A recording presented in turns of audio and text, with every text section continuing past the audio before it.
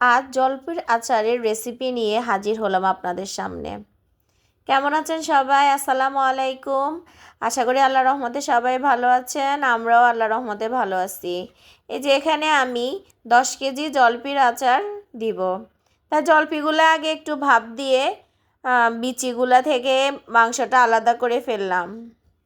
এখন আমি পাতিলে পরিমাণ মতো সরিষার তেল দিয়ে দিলাম, প্রায় 3 লিটারের উপরে হবে। তেলটা ভালোভাবে যখন গরম হয়ে গেছে তখন আমি সরিষা বাটা দিয়ে দিলাম। এখানে প্রায় 4 টেবিল চামচের উপরে হবে সরিষা বাটা। তারপর আমি রসুন বাটা দিচ্ছি আর মরিচ বাটা দিব। ঝালের পরিমাণটা আপনারা যেভাবে যতটুকু ঝাল খেতে চান ওই হিসাবেই দিবেন। আর রসুন বাটাটা আমি অল্প পরিমাণে দিয়েছি, কারণ যদি একটু বেশি হয়ে যায় তাহলে একটা রসুনের গন্ধ লাগবে, এজন্য আমি অল্প পরিমাণ দিয়েছি। আর সব কিছু কিন্তু একবারে তাজা তাজা ব্লেন্ড করে বা পাটায় বেটে দিবেন, বাসি দিবেন না কিন্তু। তারপর আমি ভালোভাবে এখন নেড়ে ছেড়ে তেলের সাথে মিশিয়ে নিচ্ছি। এ পর্যায়ে তেলটা একটু ফুলে উঠবে, এই যে তেলের ইয়েগুলো একটু ফুলে উঠে। তারপর আমি এখানে লবণ দিয়ে দিলাম পরিমাণ মতো, আর আরেকটু ঝালের জন্য আরেকটু মরিচের গুঁড়া দিয়ে দিলাম। কালারও আসবে, একটু ঝালও হবে। পরিমাণ মতো দিয়েছি, আমি যতটুকু ঝাল চাচ্ছি ওই হিসেবে আপনারা আপনাদের পরিমাণ মতো দিবেন।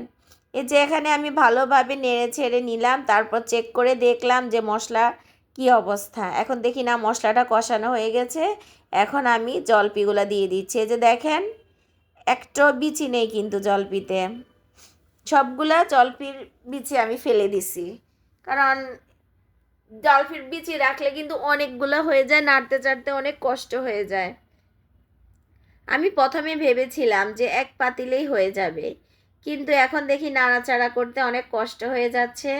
তারপর আমি ভালোভাবে মশলার সাথে আগে নেড়ে চেড়ে কিছুক্ষণ কষিয়ে তারপর আবার আলাদা আরেকটা পাতিলে অর্ধেক করে নিব, কারণ আচারটা তো আমাকে ভালোভাবে নেড়ে চেড়ে নিতে হবে। যে দেখেন আমি 2 ভাগ করে নিয়েছি।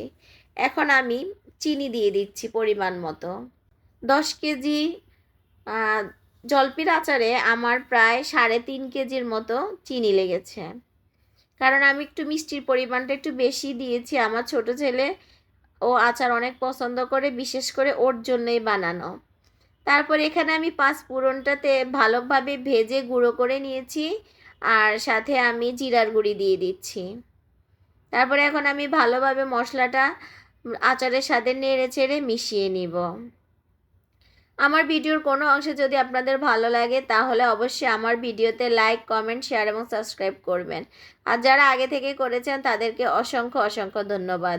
এখানে আমি হোয়াইট ভিনেগার যেটা ওইটা দিয়ে দিলাম পরিমাণ মতো। আচারে যদি আপনারা হোয়াইট ভিনেগার ব্যবহার করেন তাহলে আচারটা অনেক দিন ভালো থাকে। এখানে আমি আবার উঠানোর আগে আমি আবার জিরার গুঁড়ি আর 5 ফোড়ন দিয়ে দিচ্ছি, কারণ সুন্দর একটা ফ্লেভার আসবে, কালারটাও সুন্দর আসবে, ফ্লেভারটাও সুন্দর আসবে।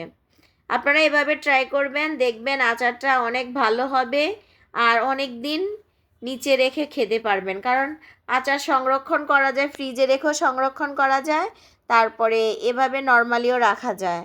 এভাবে আচারটা ভালোভাবে যখন নেড়ে ছেড়ে একদম লাল লাল বর্ণ হয়ে যাবে, এই যে দেখেন আমার আচারের ফাইনাল লুক এরকম হলে আপনারা আচারটা উঠিয়ে নেবেন, চুলাটা অফ করে দিবেন। তারপর যেসব বয়ামে রাখবেন ওই সব বয়ামগুলো আগে থেকে ধুয়ে রেডি করে রাখবেন শুকিয়ে। কাচের বয়ামে রাখলেই সবচেয়ে বেশি ভালো হয়। ধন্যবাদ সবাইকে। আসসালামু আলাইকুম।